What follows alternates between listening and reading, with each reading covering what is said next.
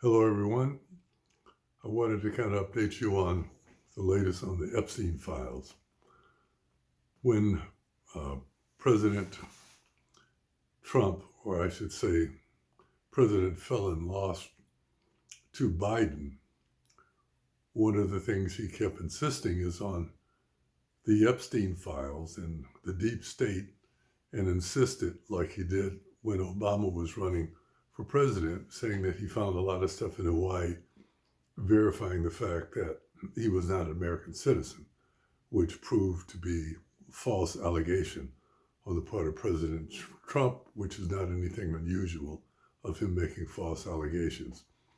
However, from the research I've done on the Epstein files, it appears that um, Ghislaine Maxwell's father was actually working for Mossad. And like father, like daughter, she also got involved in this underworld um, lifestyle, and it became eventually very detrimental to her. Epstein was not simply a person involved with pedophilia and trafficking of young folks. He also was a fixer for a lot of wealthy people who needed their taxes, corporate taxes, filed in a way where they would minimize their tax and in some respects illegal.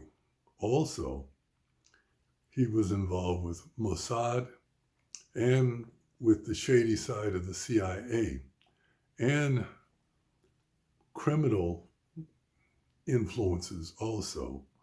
I hesitate to say the mafia, but that's the research that I found. So this was a very sordid, how would you put it? It was very layered and complicated. The things that Epstein was involved in, including money laundering, and on his island, he had a number of cameras in different locations so he could blackmail politicians and celebrities and many other people.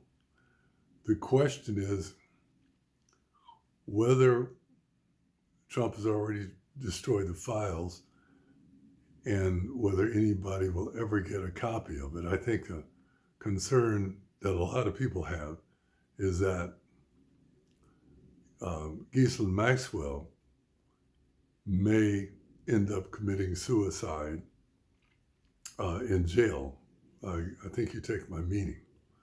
However, she was involved, her father was involved with Mossad, the equivalent of the US CIA, in a lot of very questionable operations.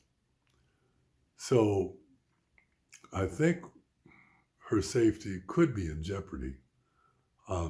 However, she has been involved in a number of things with Jeffrey Epstein that's just not childhood trafficking and pedophilia. They do have the list of people and tapes of the people that have been to his island, but there's going to be no actionable evidence that's going to come out of the White House.